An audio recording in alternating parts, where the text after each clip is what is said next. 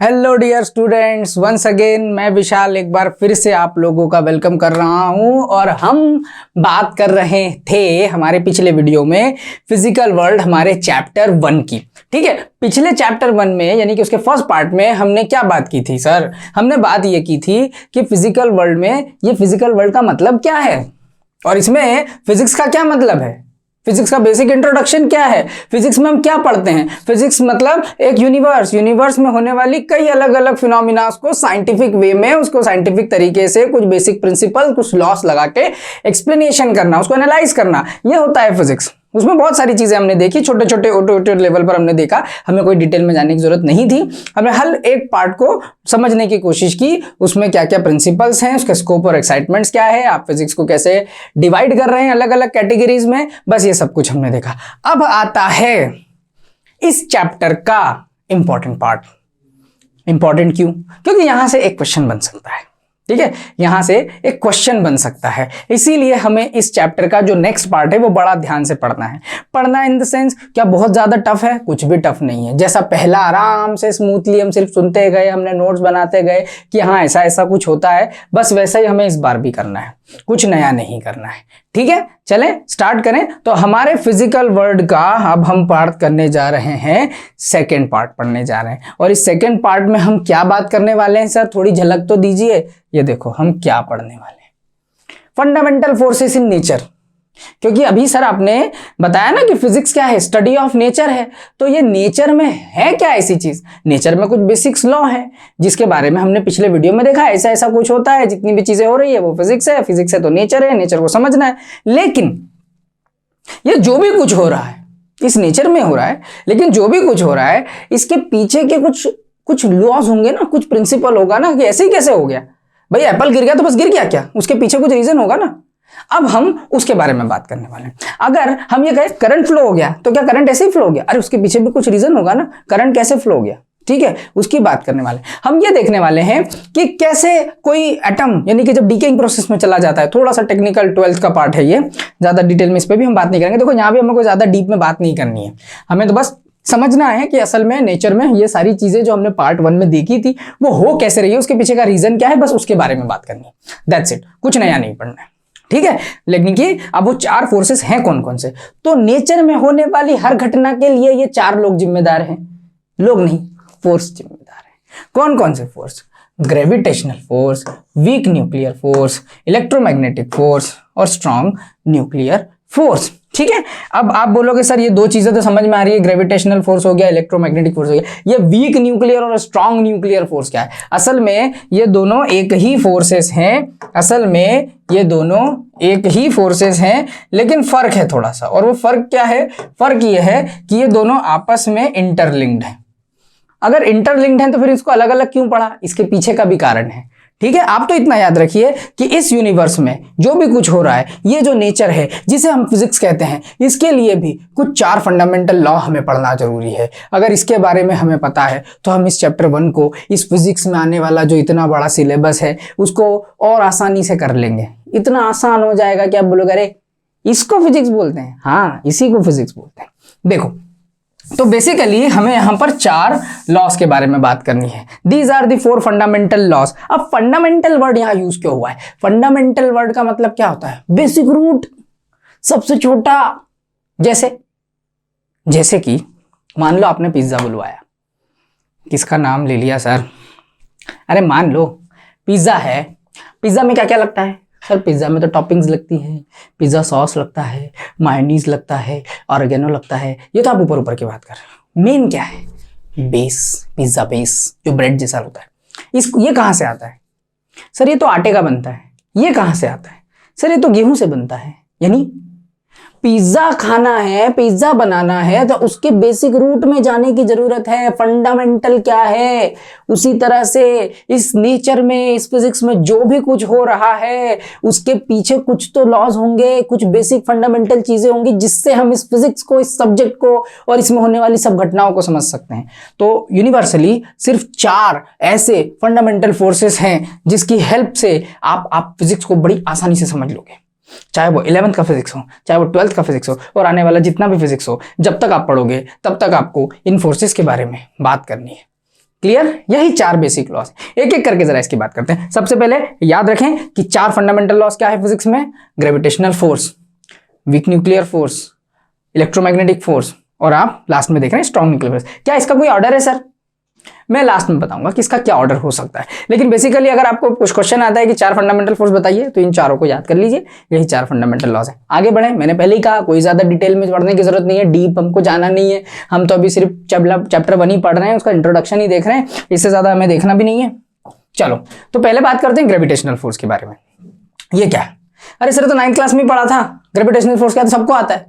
हाँ तो बस सबको आता तो है, हमने तो पढ़ा हुआ ही है ना, तो इसलिए तो मैंने कहा इस चैप्टर में ज्यादा डिटेल में जाना ही नहीं है ना, हम तो सिर्फ हल्की हल्की बात कर रहे हैं फिजिक्स में क्या है। तो फिजिक्स में 4 फंडामेंटल लॉज है, उसमें से पहला लॉ ग्रेविटेशनल लॉ है। ये क्या है? ये फोर्स ऑफ अट्रैक्शन है। किसके किसके बीच में? किन्हीं 2 ऑब्जेक्ट के बीच में। कौन से 2 ऑब्जेक्ट? जिनके मासेस हो, मतलब कि कोई ऐसे ऑब्जेक्ट्स, कम से कम 2 ऑब्जेक्ट्स होने चाहिए, उनका कुछ मास होना चाहिए। यानी कि the force of attraction between the 2 bodies or the masses of the 2 bodies is what? It is the force of gravitation. अब ये डेवलप कैसे होता है?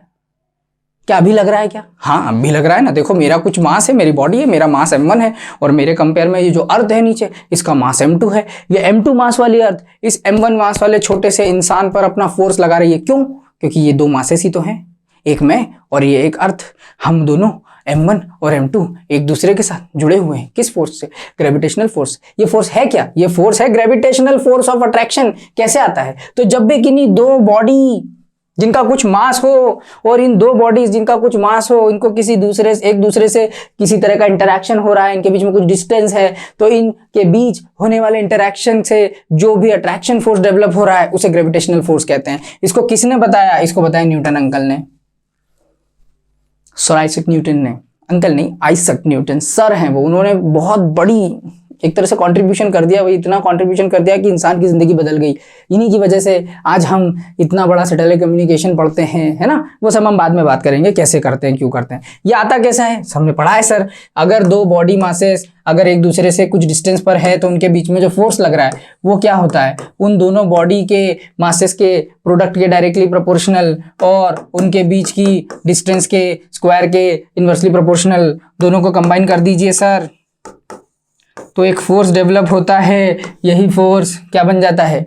ग्रेविटेशनल फोर्स ऑफ अट्रैक्शन बन जाता है। ठीक है, पता है हमें सर, बेसिक सी बातें करनी है और कुछ नहीं करना है, हमें लोड नहीं लेना है। क्लियर? समझ में आया ग्रेविटेशनल फोर्स क्या होता है? ठीक है। नेक्स्ट जो दूसरा लॉ है वो है वीक न्यूक्लियर फोर्स। अभी थोड़ी देर पहले हमने चारों फोर्स का एक चार्ट देखा था ना, उसमें ये था एक वीक न्यूक्लियर फोर्स। ये वीक न्यूक्लियर फोर्स क्या है?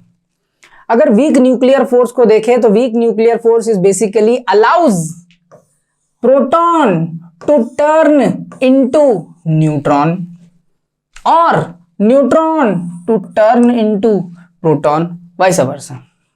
क्लियर? होता कैसे है? ये होता है बीटा डीके प्रोसेस से। अब ये बीटा डीके प्रोसेस क्या है सर? ये बीटा डीके प्रोसेस जो है वो एक न्यूक्लियर प्रोसेस है। न्यूक्लियस के बारे में हमें यहाँ बात करनी होगी। ठीक है, देखो इस डायग्राम में समझ में आ रहा होगा आपको।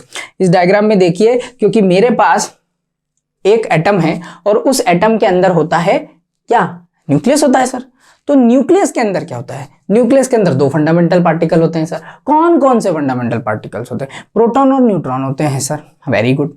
तो जब एक न्यूक्लियस जो कि अनस्टेबल है, स्टेबल नहीं है, उसके अंदर अपने ही अंदर कुछ उमड़ घूम चल रही है, वो बेचारा परेशान है, वो अनस्टेबल है, और इस तरह के जब अनस्टेबल एटम्स में जब ब्रेकेज होता है या अनस्टेबिलिटी आ जाती है उसमें, तो क्या होता है? उसमें से डीकेइंग प्रोसेस शुरू होती है। डीकेइंग मतलब क्या होता है? डीकेइंग मतलब होता है धीरे धीरे उसका क्षरण होना, कम होता जाना, उसकी अनस्टेबिलिटी बढ़ती जाना। तो जब वो स्टेबल नहीं रहेगा तो वो क्या होगा? वो अनस्टेबल होगा। जब वो अनस्टेबल हो जाएगा तो क्या होगा? उसके अंदर से जो फंडामेंटल पार्टिकल बैठे हुए थे न्यूक्लियस के अंदर वो बाहर आ जाएंगे, क्योंकि न्यूक्लियस का काम था उनको बांधे रखना, लेकिन वो अनस्टेबल हो गया तो वो सब बाहर आ गए। लेकिन जब वो बाहर आ गए तो क्या हुआ? एक डीकेइंग प्रोसेस शुरू हुई। ठीक है, इससे क्या हुआ? जो स्टेबल एटम यानी कि स्टेबल न्यूक्लियस जब अनस्टेबल हो जाता है तो उसके अंदर से डीकेइंग रेडियो एक्टिविटी प्रोसेस शुरू हो जाती है, जिस वजह से क्या होता है? न्यूट्रॉन और प्रोटॉन निकलते हैं। ठीक है, कैरेक्टरिस्टिक्स क्या है, क्या फिनोमिना है, क्या मैकेनिज्म है, अभी हमें इस बारे में बात नहीं करनी। हमें तो सिर्फ इतना देखना है कि वीक न्यूक्लियर फोर्स किस वजह से हो रहा है, न्यूक्लियस के अंदर लगने वाले वीक फोर्स के कारण। ठीक है, ये रहा न्यूक्लियस, ये समझ लो ये रहा न्यूक्लियस, इस न्यूक्लियस के अंदर प्रोटॉन और न्यूट्रॉन बैठे हुए हैं। ये दोनों कैसे बैठे हुए होंगे, एक दूसरे के साथ किसी ना किसी तरह के फोर्स लगा हुआ इनके बीच में, तभी तो ये बैठे हुए हैं एक साथ, वरना क्यों बैठते हैं। ठीक है, तो जब इन दोनों के बीच में ये फोर्स ऑफ अट्रैक्शन है और ये वीक हो जाए, न्यूक्लियस के अंदर हो रही है सारी बात, इसीलिए इसका नाम वीक न्यूक्लियर फोर्स है। समझना ध्यान से, न्यूक्लियस के अंदर होने वाली प्रोसेस है, फोर्स है, इसलिए इसे न्यूक्लियर फोर्स बोलते हैं। अब ये अंदर जो फोर्स लग रहा है, जिसने न्यूक्लियस के अंदर बैठे हुए प्रोटॉन और न्यूट्रॉन को बांध के रखा हुआ था, वो क्या हो गया भाई, वीक हो गया। अब ये वीक न्यूक्लियर फोर्स हो गया तो क्या होगा, अब ये न्यूक्लियस ब्रेक हो जाएगा, मतलब एक तरह से अनस्टेबल हो जाएगा। ब्रेक ना बोलकर हम इसको अनस्टेबल बोले ज्यादा बेटर होगा। क्यों बोलेंगे तो वो हम बाद में बात करेंगे, अभी हम इसमें डिटेल में जाना ही नहीं है, जैसे मैंने आपको पहले बता दिया। तो क्या होगा, एक तरह से डीकेइंग प्रोसेस होगी, जिससे बीटा पार्टिकल्स या बीटा डीकेइंग प्रोसेस होगी। क्लियर, ज्यादा लोड नहीं लेना है, आगे बढ़ेंगे, समझ में आएगा सब, सिर्फ अभी समझते जाओ हल्का हल्का। नेक्स्ट है इलेक्ट्रोमैग्नेटिक फोर्स। ये क्या है सर, इलेक्ट्रोमैग्नेटिक फोर्स, ये भी तो पढ़ाई है वैसे हमने। असल में ये भी इस नेचर में पाया जाने वाला एक और फंडामेंटल फोर्स है। इसे समझने से पहले हम लाइफ का एक एक्सपीरियंस मैं आपके साथ शेयर करता हूं, आपके साथ भी कभी ना कभी हुआ होगा। जब भी कभी, गाना नहीं गा रहा हूं, सुनिए, जब भी कभी हम किसी सोफे पर या चेयर पर बैठे होते हैं, ठीक है, कई देर तक, तो क्या होता है, हमारी बॉडी से कुछ चार्ज डेवलप होता है। इस चार्ज के डेवलप होने की वजह से जब हम उस सोफे से या उस चेयर से उठते और किसी दूसरी बॉडी पर, जो कि किसी दूसरे चार्ज या उसमें चार्ज है ही नहीं, ऐसी बॉडी को जाकर टच कर लेते हैं, तो क्या होता है, हमें झटका लगता है, एक आवाज आती है, एक स्पार्क जनरेट होता है। ये क्या हुआ, ये नेचर की वजह से हुआ। क्यों हुआ, क्योंकि यहां पर एक तरह के चार्ज डेवलप हो गए किन्हीं दो बॉडीज के बीच में, और जब दो चार्ज बॉडीज एक दूसरे के साथ इंटरैक्ट करेंगी तो वहां पर भी एक फोर्स लगता है, और इस फोर्स की वजह से ही जो चार्ज का मूवमेंट है वो एक बॉडी से दूसरे बॉडी में ट्रांसफर होता है। क्लियर, इसे सबसे पहले हम देख रहे हैं जिसे कहते हैं फंडामेंटल फोर्स इन नेचर, जिसे कहते हैं इलेक्ट्रोमैग्नेटिक फोर्स। अब ये आता कैसा है, मान लो ये दो बॉडीज हैं, बस फर्क क्या है, पिछली भी दो बॉडीज थी ग्रेविटेशनल फोर्स में, लेकिन वहां हम मास की बात करते हैं। ये डिफरेंस है, याद रखना, ग्रेविटेशनल फोर्स और इलेक्ट्रोस्टैटिक फोर्स में क्या डिफरेंस है, तो वहां दो मासेस की बात हो रही है, और यहां पर दो बॉडीज हैं, लेकिन उनकी मासेस की बात नहीं हो रही है, यहां बात हो रही है उनके चार्जेस की। देखो यहां एक पॉजिटिव चार्ज है और यहां नेगेटिव चार्ज है। इसका मतलब जब दो चार्ज्ड बॉडीज एक दूसरे के साथ म्यूचुअल इंटरैक्शन करती है तो उनके बीच में फोर्स ऑफ अट्रैक्शन या फोर्स ऑफ रिपल्शन लगता है। ठीक है, फोर्स ऑफ अट्रैक्शन या फोर्स ऑफ रिपल्शन लगता है। तो इस फोर्स ऑफ अट्रैक्शन और रिपल्शन के कारण एक मैग्नीट्यूड निकलता है, या यूं कहें कि ये जो भी फोर्स लग रहा है उसकी कुछ वैल्यू होती है, उसका कुछ नाम होता है, और उस फोर्स को क्या कहते हैं, इलेक्ट्रोमैग्नेटिक फोर्स, जो किन्हीं दो चार्ज बॉडीज के बीच में लगता है, और उसकी वैल्यू होती है F = K Q1Q2/r²। जब 12th में आओगे और डिटेल में पढ़ने के लिए मिलेगा, अभी हम सिर्फ बेसिक समझ रहे हैं। क्लियर, तो ये है कोई आपकी चार्ज बॉडी Q1, ये है कोई आपकी चार्ज बॉडी Q2, और इन दो चार्ज बॉडी के बीच की कुछ सेपरेशन है, कुछ डिस्टेंस है। मान लो इनके बीच कोई डिस्टेंस है R। जब ये दो चार्ज्ड बॉडीज एक दूसरे के साथ इंटरैक्ट करती है तो इनके बीच में एक इलेक्ट्रोस्टैटिक्स या इलेक्ट्रोमैग्नेटिक फोर्स लगता है, और वो फोर्स क्या है, उस फोर्स का मैग्नीट्यूड कैसे निकाल सकते हैं, उस फोर्स का मैग्नीट्यूड निकालते हैं कि ये जो फोर्स है इनके बीच में वो डिपेंड कर रहा है product of individual charges of the bodies and inversely proportional to the square of the distance between them. अरे ये तो ग्रेविटेशनल में भी ऐसा ही कुछ था, हाँ, बस वहां m1 m2 मास था, यहाँ क्या है, यहाँ Q1 Q2 चार्ज है, तो वो मास के लिए रिस्पॉन्सिबल है, ये चार्ज के लिए रिस्पॉन्सिबल है, और इनको कंबाइन कर दीजिए तो ओवरऑल Q1 Q2/r² ये फोर्स बनता है। प्रोपोर्शनलिटी का साइन हटा दो ना सर, हटा देता हूं, प्रोपोर्शनलिटी का साइन हटा दिया तो K Q1 Q2/r² ये फोर्स बन गया। इसी को हम इलेक्ट्रोस्टैटिक चार्ज बॉडीज में लगने वाला फोर्स कहते हैं। क्लियर, ये K की वैल्यू क्या है सर, K जो है वो एक मीडियम का कांस्टेंट है, इसमें हमें बात बाद में करनी है। कहाँ करनी है? क्लास 12th में, अभी नहीं बात करनी। ठीक है, इतना समझ में आया कि दो चार्ज बॉडीज होंगी तो उनके बीच में इस टाइप का फोर्स लगेगा, जैसे इलेक्ट्रोमैग्नेटिक फोर्स में। क्या ये पॉजिटिव नेगेटिव के बीच में ही लगेगा क्या? नहीं, ये पॉजिटिव पॉजिटिव के बीच में भी लगेगा, ये नेगेटिव नेगेटिव बॉडीज के बीच में भी लगेगा, और ये पॉजिटिव नेगेटिव के बॉडीज के बीच में भी लगेगा। अब यहां पर इंपॉर्टेंट क्या है? इंपॉर्टेंट ये है कि जो लाइक चार्जेस होंगे, मतलब सेम चार्ज वाली बॉडीज के बीच में ये फोर्स लगेगा, लेकिन ये फोर्स कैसा होगा? रिपल्शन का फोर्स होगा। ये रिपल्शन का फोर्स है, उसको दूर भगाएगा। सिमिलरली अगर नेगेटिव नेगेटिव चार्जेस हैं तो भी सेम चार्जेस हैं तो क्या होगा? रिपल्शन होगा। लेकिन अगर अपोजिट चार्जेस हैं तो अट्रैक्शन होगा। तो बेसिकली इलेक्ट्रोस्टैटिक इलेक्ट्रोमैग्नेटिक फोर्स जो हम यहां पढ़ रहे हैं, ये एक ऐसा फोर्स है जो कि चार्ज बॉडीज के बीच में लगता है। जैसा पेयर वैसा नेचर। अगर पेयर लाइक चार्जेस के हैं तो वहां पर रिपल्शन होगा, अगर पेयर अनलाइक चार्जेस के हैं तो वहां अट्रैक्शन होगा। यही होता है, बस बेसिक इतना सा पढ़ लो, बहुत है। नेक्स्ट, अब अगर हम आगे बढ़ें तो हम देख रहे हैं यहां पर स्ट्रॉन्ग न्यूक्लियर फोर्स। तीसरा फोर्स तो हो गया, अभी फोर्थ नंबर का फोर्स है। इसका भी, ये भी न्यूक्लियर फोर्स है, लेकिन वो वीक था, ये स्ट्रांग है। वो अनस्टेबल न्यूक्लियस की वजह से हो रहा था, यहां न्यूक्लियस बहुत स्ट्रांग है।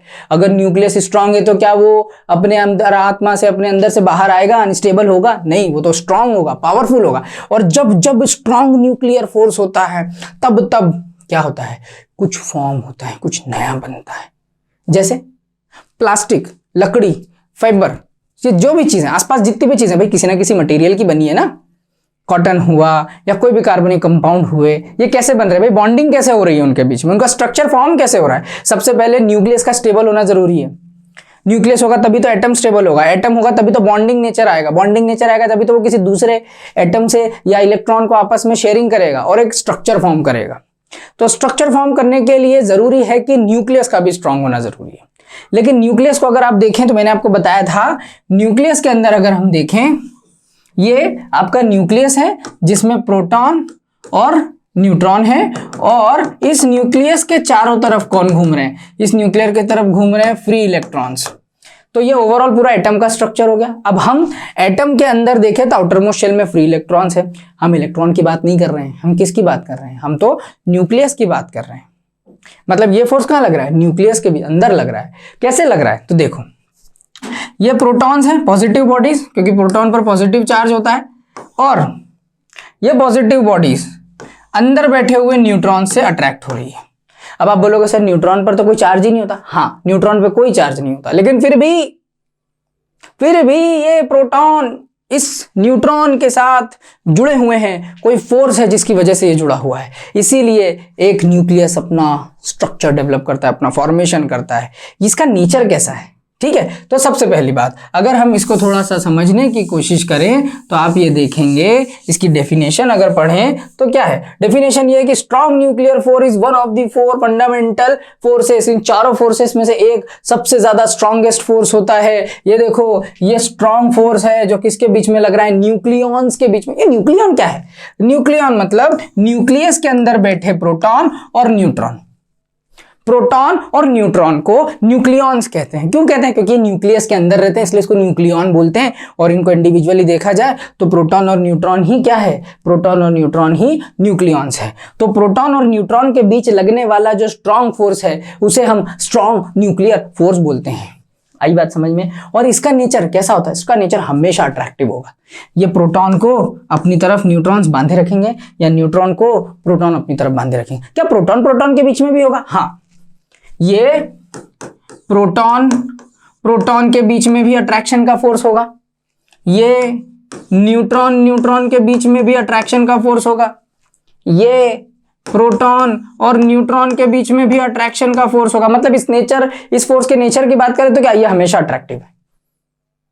अब न्यूक्लियस के अंदर ये पार्टिकल्स बैठे हुए हैं, प्रोटॉन न्यूट्रॉन, ये हमेशा उनको बांधे रख रहा है, तभी तो अट्रैक्शन हो रहा है। अट्रैक्शन होगा तो ये बंधे हुए रहेंगे, तो ये न्यूक्लियस को स्ट्रांग बना देंगे, जिससे इसका फॉर्मेशन होगा, स्ट्रक्चर डेवलप हो जाएगा और एग्जिस्टेंस हो जाएगा किसी नए एटम का या किसी भी टाइप के एटम का। Clear? Strong nuclear force, 4 fundamental forces थे, उसमें ये फोर्स। ज्यादा डिटेल में नहीं जाना है, हम ऊपर बात कर रहे हैं। Next, nature of physical law. ये क्या है? हमारे लास्ट सेक्शन पर आ गए हम चैप्टर के, ठीक है, आपके लिए मैं बता दूं, बधाई हो, ठीक है। तो नेचर ऑफ फिजिकल लॉज में अगर हम देखें तो ये जितने भी फिजिक्स के हमने लॉज पढ़े उनका कुछ नेचर है क्या, मतलब कुछ प्रकृति है क्या, ये जो हमने पढ़े इनका कुछ ना कुछ तो मतलब होगा। तो देखो फिजिक्स में कुछ ऐसी फंडामेंटल या फिजिकल फिनोमिना होंगे जो कि समय के साथ कुछ ऐसी क्वांटिटीज होंगी जो चेंज हो जाएगी, लेकिन कुछ ऐसी होगी जो समय के साथ चेंज नहीं होगी, हमेशा कांस्टेंट बनी रहेगी। समय के साथ बदलना और ना बदलने वाली बात क्या है, समय के साथ बदलने वाली बात का मतलब ये, मान लो आपके पास एक नई चमचमाती सी आयरन बार है और इस नई चमचमाती सी आयरन बार को आपने बाहर खुले में पटक दिया, क्या होगा सर, जंग लग जाएगी उसमें, रस्टिंग आ जाएगी उसमें, खराब हो जाएगी सर। वो टाइम के साथ वहां रस्टिंग होगी और वो खराब होना शुरू हो जाएगी, ठीक है। इसलिए यहां पर बोला गया है कि in some physical phenomena some quantities change with time, time के साथ बदलाव आता है, ठीक है। ह्यूमन बॉडी का देख लो भाई, छोटे से बच्चे थे, टाइम के साथ की टीनेज हुए, टीनेज के बाद एडल्ट हुए, एडल्ट के बाद सीनियर सिटीजन होंगे और फिर और बूढ़े हो जाएंगे, उसके बाद कहीं चले जाएंगे, ठीक है। मतलब टाइम के साथ जब किसी फिजिकल बॉडी में चेंजेस आते हैं तो कुछ ऐसी भी बॉडीज हैं इस नेचर में जिनमें टाइम के साथ कोई बदलाव नहीं आता, वो कांस्टेंट बनी रहती है। उन्हीं में से है एक law of conservation of energy. Energy can not be created nor be destroyed. हाँ ये पढ़ा है हमने sir, energy can not be created nor be destroyed. इसका क्या मतलब है, इसका मतलब ये है कि एनर्जी कभी नष्ट नहीं होती, एनर्जी हमेशा फ्लो करती है। अरे सर ये तो आप बुक की डेफिनेशन बोल रहे हो, हमको इजी लैंग्वेज में समझाओ ना ये क्या है। तो देखो इसको हम समझते हैं इजी लैंग्वेज में। मान लो आपके पास ग्राउंड फ्लोर पर एक बॉल रखी हुई थी और आप इसको कहाँ ले गए, किसी हाइट पर ले गए, यहां से उठा के यहां ले गए, ठीक है। क्या हुआ, इस बॉडी का कुछ मास था m, इस पे ग्रेविटी लग रही थी mg, तो इसका मतलब इस बॉडी पे एक तो सबसे पहली बात ये कि इसका अपना कोई mg वेट था जिसे हम वेट फोर्स बोलेंगे, ठीक है। दूसरी बात, फोर्स तो है, इसने डिस्प्लेसमेंट कर लिया सर d, जो कि हाइट h के बराबर है। फोर्स इंटू डिस्प्लेसमेंट क्या होता है, work done. Work done is क्या, work done is nothing but energy. कौन सी energy, due to the change in position of the object. तो ये कौन सी एनर्जी हो गई सर, ये तो पोटेंशियल एनर्जी हो गई ना, mgh। हाँ पोटेंशियल एनर्जी हो गई, तो ये कंजर्व कैसे होगी, अब इसको कंजर्व करते हैं। देखो जब इस बॉल को अब मैं दोबारा नीचे छोड़ देता हूं, ठीक है, दोबारा छोड़ देता हूं, जा सिमरन जा, नीचे चली जा, जी ले अपनी जिंदगी। तो ये जैसे ही नीचे जाएगा, जब ये ऊपर था तो पोटेंशियल एनर्जी थी, लेकिन जैसे इसको रिलीज किया इसमें मोशन आ गया। मोशन आ गया तो कौन सी एनर्जी आ गई, अरे मोशन से आने वाली एनर्जी को तो सर हम काइनेटिक एनर्जी बोलते हैं। आया समझ में, मतलब जो एनर्जी पहले mgh पोटेंशियल एनर्जी थी वो कन्वर्ट हुई और काइनेटिक में बदल गई, लेकिन जैसे ही ये जमीन पर टकराई, टप्पा बाउंस किया इसने, तो क्या हुआ, ये बॉल फिर से ऊपर उठ के आई। देखो ये बॉल फिर से ऊपर उठ के आई, एक बार ये टप्पा खाई नीचे और फिर ये बॉल थोड़ी सी ऊपर यहां तक आई, ओरिजिनल हाइट तक नहीं गई, थोड़ी सी हाइट अचीव की और रुक गई। इसका मतलब क्या हुआ, फिर से इसने mgh हाइट अचीव की, यानी mgh पोटेंशियल एनर्जी अचीव की। कैसे की, काइनेटिक फिर से कन्वर्ट हो गई पोटेंशियल में, फिर से ये बॉल नीचे आई और कौन सी एनर्जी बन गई सर, ये तो फिर से काइनेटिक एनर्जी बन गई। इसका क्या मतलब हुआ, energy can not be created nor be destroyed. जो पहले पोटेंशियल था वो काइनेटिक हो गया, जो काइनेटिक है वो पोटेंशियल हो गया। एनर्जी बार बार बस अपना रूप बदल रही है, ये एक फॉर्म से दूसरे फॉर्म में जा रही है, कभी भी नष्ट नहीं हो रही है, टाइम के साथ इसमें कोई बदलाव नहीं आ रहा है, ये हमेशा कांस्टेंट है, बस इसका रूप बदल रहा है। कभी ये पोटेंशियल है, कभी ये काइनेटिक है, लेकिन है तो कंजर्व, रुकी हुई। क्लियर, क्या होता है कंजर्वेशन ऑफ एनर्जी, समझ में आया। एनर्जी का फॉर्म बदलना, लेकिन उसका मेन मोटिव, उसका मकसद नहीं बदलना चाहिए, वो हमेशा कंजर्व रहती है। दूसरा वाला देखें तो दूसरा नेचर में देखें तो कौन सा है, law of conservation of charge. Charge कैसे कंजर्व हो सकता है, हो सकता है, समझो कैसे। देखो मेरे पास दो बॉडीज हैं, बॉडी ए, बॉडी बी, और ये किसी आइसोलेटेड सिस्टम में रखी हुई हैं। ये एक आइसोलेटेड सिस्टम है जिसके अंदर ये रखी हुई हैं। अब होता क्या है, अब होता ये है सर कि यहां से एक इलेक्ट्रॉन निकलता है जब अंधेरा होता है ना, वैसा एक गाना है ना, उसी तरह से एक इलेक्ट्रॉन निकलता है। समझना ध्यान से। पहले जब इलेक्ट्रॉन यहां नहीं था तो इन बॉडीज पे कोई चार्ज था क्या? कोई चार्ज नहीं था, दो बॉडी थी इंडिविजुअली, इन पर कोई चार्ज नहीं था। लेकिन अब इस बॉडी ने एक इलेक्ट्रॉन निकाला और इस दूसरी बॉडी ने उसको एक्सेप्ट कर लिया। मतलब ये हो गई डोनर, ये हो गई एक्सेप्टर, इस पर आ गया पॉजिटिव चार्ज और इस पर आ गया नेगेटिव चार्ज। ठीक है, ध्यान से सुनना, पहले की कहानी याद होना चाहिए। पहले तो कोई चार्ज ट्रांसफर था ही नहीं, तो ओवरऑल इस सिस्टम का चार्ज क्या था? 0 था, क्योंकि चार्ज में तो कुछ चार्ज था ही नहीं ना, कुछ ट्रांसफर ही नहीं हो रहा था, हम कैसे बोलते कुछ चार्ज है उस पर? वो तो 0 है। लेकिन जब यहां से इलेक्ट्रॉन निकल के वहां गया तो अब तो चार्ज आ गया सर। देखो इसने चार्ज आया, ये निकाला, उसको दे दिया।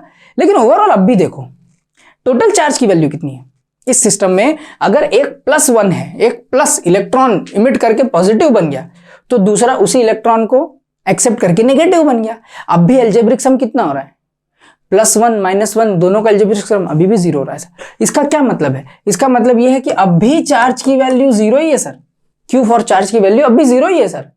मतलब law of conservation of charge ये बोलता है कि अगर कोई सिस्टम आइसोलेटेड है, उसमें किसी तरह का चार्ज का ट्रांसफॉर्मेशन नहीं हो रहा है, उसमें कोई चार्ज नहीं है, तब भी चार्ज की वैल्यू 0। और जब दो बॉडीज के बीच में चार्जेस का इंटरेक्शन हुआ, एक जगह से दूसरी जगह चार्ज गया, तो भी ओवरऑल चार्ज की वैल्यू क्या हो गई? 0 ही हो गई, क्योंकि उसका अलजेब्रिक सम अब भी 0 हो रहा है। मतलब पहले भी अलजेब्रिक सम 0, बाद में भी अलजेब्रिक सम 0, तो ओवरऑल चार्ज तो था ही नहीं, चार्ज तो कंजर्व हो गया। कितना भी मोशन हो गया, कितना भी ट्रांसफर हो जाए, असल में चार्ज कंजर्व हो गया। इसको चार्ज कंजर्वेशन बोलते हैं। ज्यादा लोड लेने की जरूरत नहीं है, जब 12th में आएंगे तो और आराम से बात करेंगे इसके बारे में। कंजर्वेशन समझ में आया? अभी बेसिक सिर्फ इतना 11th के पॉइंट ऑफ व्यू से समझ लो। क्लियर? हमें सिर्फ बेसिक समझना है। नेक्स्ट है हमारे पास law of conservation of momentum. Momentum हमने पढ़ा था सर 9th क्लास में भी। क्या होता है सर? 9th की बात कर रहे हो सर, इतनी पुरानी 9th की? कोई बात नहीं। मोमेंटम क्या होता है? मोमेंटम का फॉर्मूला लिख लें। तो मोमेंटम का फॉर्मूला होता है मास इनटू वेलोसिटी। ठीक है, अब मान लो ये दो बॉडी है, फिर से बार बॉडी ले रहे हो सर। हाँ, बॉडी ले लेंगे तो जल्दी समझ में आएगा। बिलियर्ड्स बॉल ले लो, चलो ये बिलियर्ड्स टेबल है, स्नूकर टेबल है, और आप वो बिलियर्ड्स खेलते हो ना, वो डंडी से मारते हैं उसमें वाइट बॉल से। ठीक है, मुझे नहीं आता खेलते, है ना। तो क्या हुआ, आपने ये व्हाइट कलर की बॉल है, W व्हाइट कलर की बॉल है, और इस व्हाइट कलर की बॉल को आपने क्या किया? इसका कुछ मास होगा। इस मास वाली W व्हाइट बॉल को आपने वेलोसिटी दे दी, ये आपने वेलोसिटी दे दी, तो ये v वेलोसिटी से आगे गई। मास है इस बॉल का और इसकी वेलोसिटी, तो मोमेंटम हो गया। अब जब ये बॉल इस दूसरी कलर की रेड बॉल से टकराई तो क्या होगा? जब ये रेड बॉल से टकराई तो इसने अपना पूरा मोमेंटम मास इनटू वेलोसिटी किसको ट्रांसफर कर दिया? इसको ट्रांसफर कर दिया। इससे क्या होता है, जब वो व्हाइट बॉल आगे वाली बॉल से टकराएगी तो अपनी सारी मोमेंटम उस अगली वाली बॉल को ट्रांसफर कर देगी, और जो बॉल टेबल पे रुकी हुई थी रेड कलर की, अब वो मूव करने लग जाएगी। आई बात समझ में? पहले व्हाइट बॉल चल रही थी, रेड बॉल रुकी हुई थी, इसीलिए व्हाइट बॉल का मोमेंटम था। लेकिन जैसे ही व्हाइट बॉल रेड बॉल से टकराई तो क्या हुआ? उस व्हाइट बॉल का सारा मोमेंटम रेड बॉल ने ले लिया, और फिर वो रेड बॉल उसी मोमेंटम के साथ आगे चली गई। तो क्या मोमेंटम नष्ट हुआ, खत्म हुआ, डिस्ट्रॉय हुआ? नहीं हुआ सर, वो तो ट्रांसफर हो गया। और भी कहीं होता है ऐसा? हाँ, होता है ना। कैरम में खेलते हैं ना, कैरम में भी स्ट्राइकर होता है, स्ट्राइकर का मास है, उसकी किसी स्पीड से आप उसको स्ट्राइक कीजिए, क्या होगा? वो दूसरी वाली जो उसकी गोटी होती है, भाई मैं तो गोटी बोलता हूँ उसको, उस पर जाके लगती है। तो क्या हुआ? अपना मोमेंटम उस स्ट्राइकर ने उस दूसरी वाली पिंक कलर की क्वीन को ट्रांसफर कर दिया, और वो क्वीन उसी मोमेंटम के साथ आगे बढ़ गई। मतलब पहली बॉडी का मोमेंटम यहां पर खत्म नहीं हुआ, वो कंजर्व होकर दूसरी में चला गया, इसलिए इसे कहते हैं कंजर्वेशन ऑफ मोमेंटम। क्लियर? ये 3 बेसिक नेचर के आपके लॉज है। ग्रेविटेशनल फोर्स के बारे में और भी कुछ जानकारी है क्या सर? तो ये शॉर्ट पॉइंट्स है बेटा, इतने पॉइंट्स पढ़ लो। इस चैप्टर से कोई भी question, property based question, reasoning based question आएगा, वो यही हो जाएगा। देखो ग्रेविटेशनल फोर्स की प्रॉपर्टीज क्या है? ग्रेविटेशनल फोर्स आपको पता होना चाहिए, मैं साइड में लिख देता हूं। ग्रेविटेशनल फोर्स होता है sir Gm1 m2 upon r²। जी की वैल्यू ग्रेविटेशनल कांस्टेंट होती है। ठीक है, हम बाद में बात करेंगे डिटेल में, जब चैप्टर पढ़ेंगे तो और समझ में आएगा अच्छे से। अभी तो ओवरऑल एक व्यू ले लेते हैं हम कि है क्या। ग्रेविटेशनल फोर्स असल में हमेशा अट्रैक्टिव फोर्स होगा। दो बॉडी मासेस होंगे, यानी दो बॉडीज होंगी, उनके बीच में हमेशा ये अट्रैक्टिव फोर्स होगा। ये बात आपको ध्यान रखनी है। ये रिपल्सिव कभी नहीं होता है। चाहे एक पेन और एक दूसरा ऑब्जेक्ट है, इनके बीच में भी दो मासेस हैं, तो ये अट्रैक्शन के फोर्स में है। ठीक है, अर्थ और मैं हो गया, टेबल और टेबल पे रखा हुआ लैपटॉप हो गया, टेबल पे रखी हुई कॉपी हो गई, हम जब बैठे हैं पानी की बोतल रख के बैठे हैं, पीने पानी पी रहे हैं, ग्लास रखा हुआ है, ये जब क्या है, दो मासेस हैं, इनका आपस में अट्रैक्शन हो रहा है। ठीक है, तो ग्रेविटेशनल फोर्स हमेशा अट्रैक्टिव नेचर का होगा। इंपॉर्टेंट क्या है, मासेस का होना।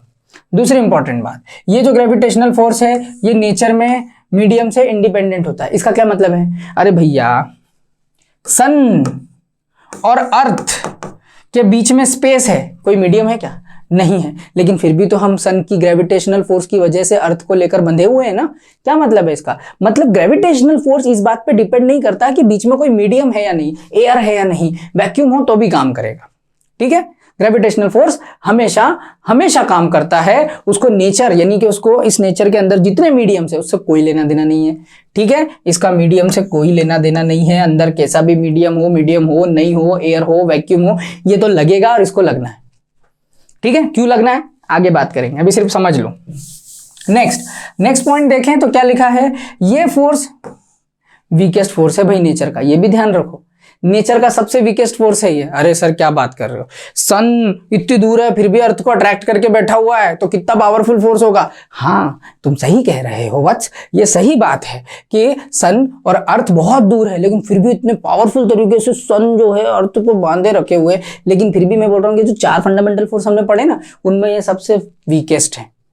मैं उन 4 फोर्सेस की बात कर रहा हूं जो बेसिक हमें पढ़ने हैं। ठीक है, ये उनमें सबसे वीकेस्ट फोर्स होता है। क्यों होता है आगे बात करेंगे जब बताऊंगा। ठीक है, अब ये एक ऐसा फोर्स है जो इस बात पर डिपेंड नहीं करता कि कोई तीसरी बॉडी मौजूद है। ये क्या बात हो गई, तीसरी बॉडी कहां से आ गई बीच में, जरा इसको समझो, ये थोड़ा सा एक्सप्लेन करिए सर, ये थोड़ा सा हमारे लिए कंफ्यूजिंग होता जा रहा है, ये तीसरी बॉडी वाला कॉन्सेप्ट समझ में नहीं आ रहा है। देखो, एक है हीरो M1 मास का, एक है हीरोइन M2 मास की, और ये दोनों जंगल में गाना गा रहे हैं, गार्डन में, मतलब 2 मासेस हैं और इनके बीच में अट्रैक्शन का फोर्स लगा हुआ है। अब दूर बैठा हुआ है कौन, M3 मास विलन।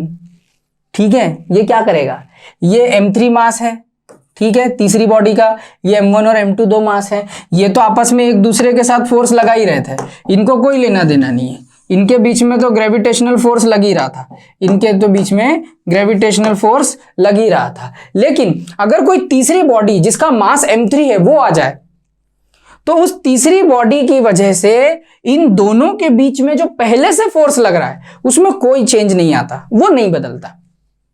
हमारे बीच कोई भी आ जाए, हम इस दुनिया से नहीं डरते, हम किसी से नहीं डरते, इन दुनिया से नहीं डरते, हम तो एक दूसरे से प्यार करते हैं, हम किसी से नहीं डरते। मतलब ये विलन इनको कितना भी फोर्स लगाए, इनके बीच के प्यार को कम नहीं किया जा सकता। मतलब जब 2 बॉडी आपस में इंटरैक्शन करके ग्रेविटेशनल फोर्स लगा रही है, तो इस ग्रेविटेशनल फोर्स को कोई फर्क नहीं पड़ता कि तीसरी बॉडी इन पर फोर्स लगाए या ना लगाए। ये हो सकता है ये बॉडी इसको भी फोर्स लगाए, ये बॉडी इसको भी फोर्स लगाए, इंडिविजुअली ये दोनों पे फोर्स लगा रहा है, लेकिन दोनों पे फोर्स लगाने के बावजूद भी इन दोनों के बीच लगने वाले फोर्स में कोई बदलाव नहीं आया।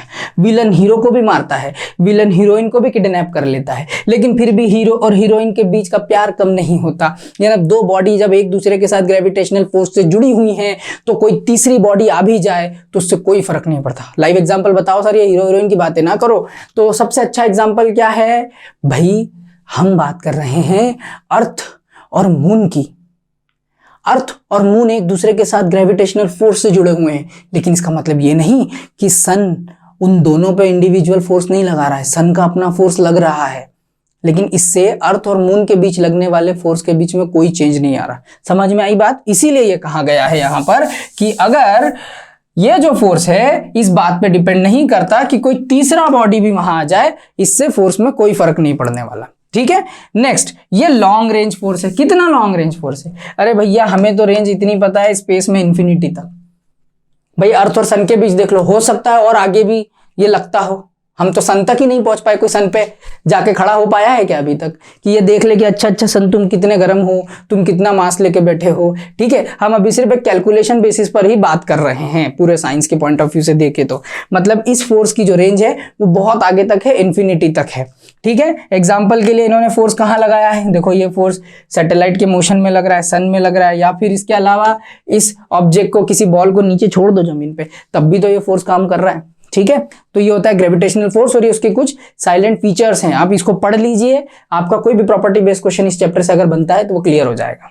नेक्स्ट, इलेक्ट्रोमैग्नेटिक फोर्स की भी कुछ प्रॉपर्टीज है, इनको भी पढ़ लीजिए। अब हमें सिर्फ पढ़ना है भाई, इस पे लोड नहीं लेना है, सिर्फ समझना है हमने क्या 4 फंडामेंटल फोर्सेस देखे और उनके कैरेक्टरिस्टिक्स क्या है, इतना देख लो बहुत है। ठीक है, तो देखो इलेक्ट्रोमैग्नेटिक फोर्स क्या है, ये इनवर्स स्क्वायर लॉ, ये इनवर्स स्क्वायर लॉ को फॉलो करता है। मतलब अरे इनवर्स स्क्वायर लॉ को फॉलो करने का मतलब है ये, जैसे जैसे डिस्टेंस बढ़ेगी दो ऑब्जेक्ट्स के बीच की, ये फोर्स वीक हो जाएगा। पॉजिटिव और नेगेटिव चार्जेस को पास में लाओ, फोर्स बढ़ जाएगा। दूर ले जाओ, फोर्स उसके स्क्वायर, डिस्टेंस के स्क्वायर के टर्म में दूर हो जाएगा, कम हो जाएगा, कमजोर हो जाएगा।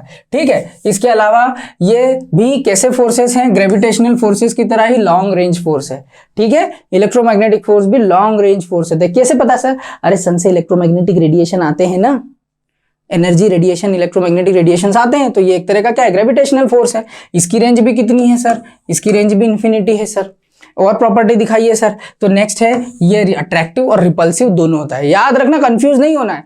ग्रेविटेशनल फोर्स हमेशा अट्रैक्टिव होगा और मासेस के बीच लगेगा, लेकिन ये चार्जेस पे डिपेंड करेगा। अगर सेम चार्जेस है तो रिपल्सिव हो जाएगा, अपोजिट चार्जेस है तो अट्रैक्टिव हो जाएगा। ठीक है, नेक्स्ट अगर देखें तो ये देखो 10⁻36 टाइम्स, इतना पावरफुल फोर्स है ये।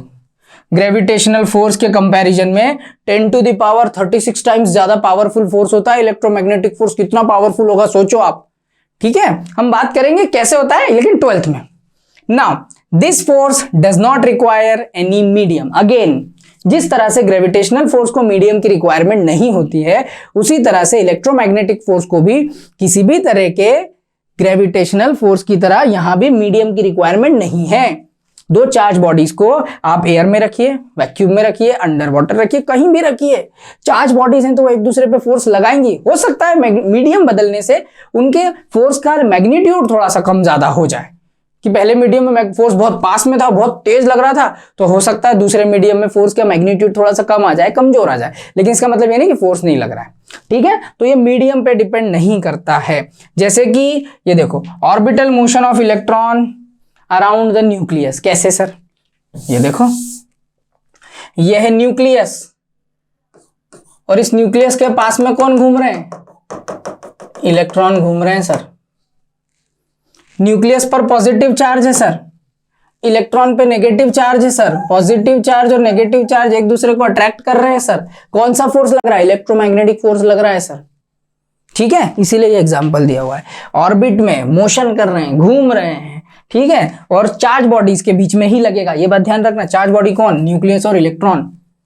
क्लियर, तो ये होते हैं आपके इलेक्ट्रोमैग्नेटिक फोर्स। नेक्स्ट अगर देखें तो weak nuclear force. Week nuclear force क्योंकि 12th का एक टॉपिक है जो कि न्यूक्लियर स्टडी से जुड़ा हुआ है, तो इसमें वीक न्यूक्लियर फोर्स का मैंने आपको अभी थोड़ी देर पहले जो फीचर्स बताए थे, बस यहाँ वो वर्ड फॉर्म है। अब इसकी रेंज की अगर बात करें, 10⁻⁻15 ये कितनी होती है। अरे हमने तो एटम को ही नहीं देखा, तो न्यूक्लियस को क्या देखेंगे, लेकिन उसकी साइज को अगर हम असम्पशन करें तो जो साइज है न्यूक्लियस की वो अराउंड इतनी होती है, 10⁻⁻15 मीटर्स।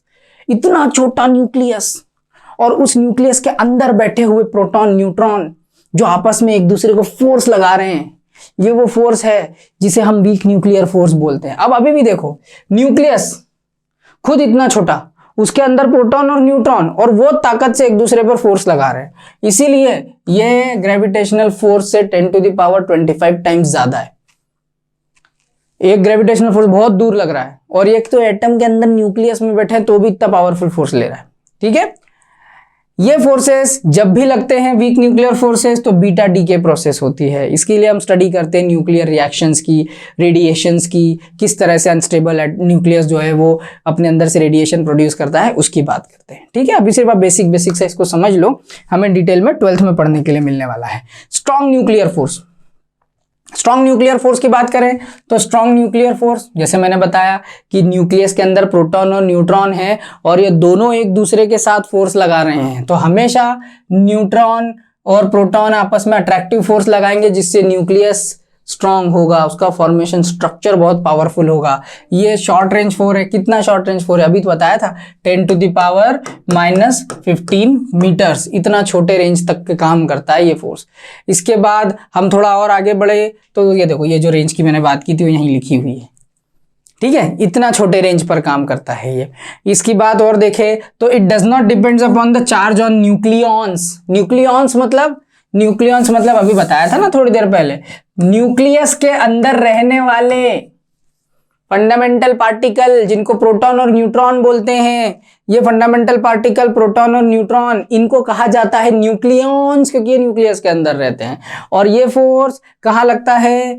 न्यूक्लियस के अंदर बैठे हुए न्यूक्लियॉन्स पे, यानी प्रोटॉन और न्यूट्रॉन पे। और इस बात से इस फोर्स को कोई फर्क नहीं पड़ता कि प्रोटॉन पे क्या चार्ज है, न्यूट्रॉन पर क्या चार्ज है। इसको फर्क इस बात से पड़ता है मुझे तो फोर्स लगाना है, बस मुझे फोर्स लगाना है, बस मुझे फोर्स लगाना है, दैट्स इट।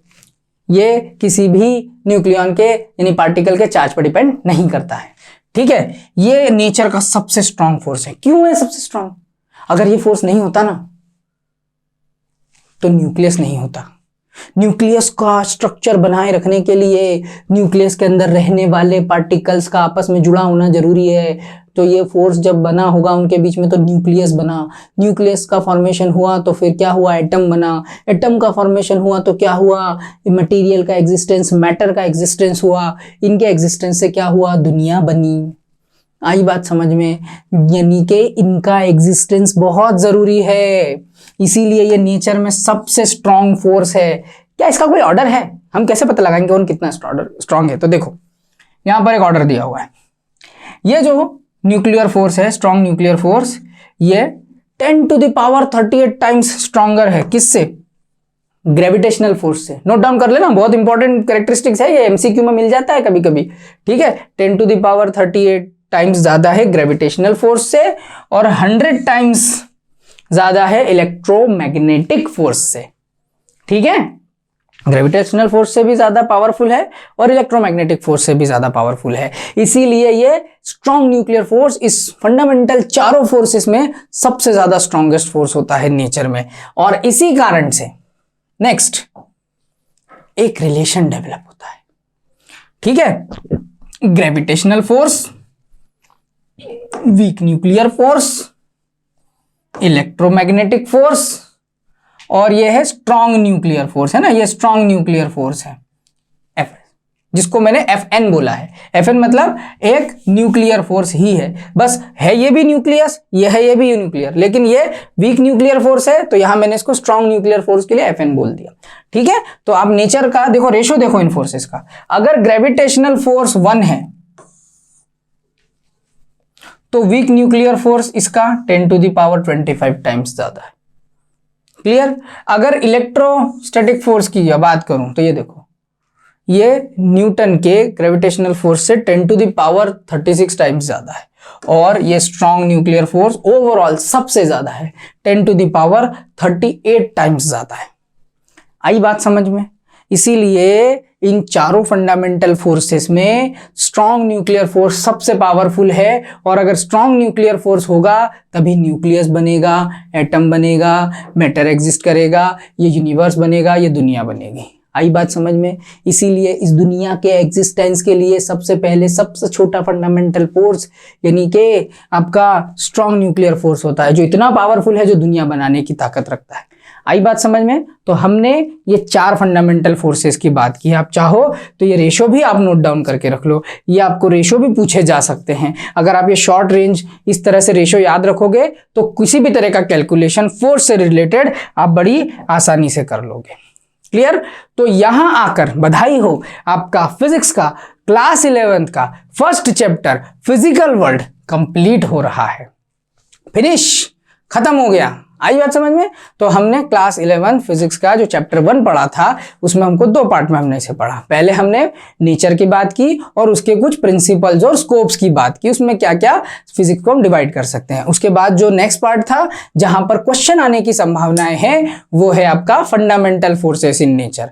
ठीक है, यहां से आपका एक क्वेश्चन बन जाता है, फंडामेंटल फोर्सेस की कैरेक्टरिस्टिक्स पे बन सकता है या डायरेक्ट उसके ऊपर डायरेक्ट क्वेश्चन आ जाएगा, लेकिन आपको ये प्रॉपर्टीज पता होनी चाहिए। ठीक है, तो ओवरऑल अब हम इस चैप्टर 1 को अगर समराइज करें तो आपको ये पता चल गया होगा कि फिजिक्स क्या है। फिजिक्स एक नेचर है और नेचर में कितनी सारी चीजें हो रही हैं, ये सारी चीजें कैसे होती हैं, क्यों होती हैं, कैसे होती है, इसके लिए हमने इस चैप्टर 1 को पढ़ा है। आई होप कि अब आपको फिजिक्स क्या है और हम क्या पढ़ने वाले हैं आगे जाकर। जब तक फिजिक्स पढ़ेंगे हमें किस बारे में बात करनी है, तो एक ऊपर एक ओवरऑल व्यू डेवलप हो गया होगा आपका कि एक्चुअल फिजिक्स है क्या और इसमें हम पढ़ते क्या हैं। दैट्स इट, यही ये एनसीईआरटी का फर्स्ट चैप्टर कहता है और इसके बारे में बस इतना ही हमें जानना था।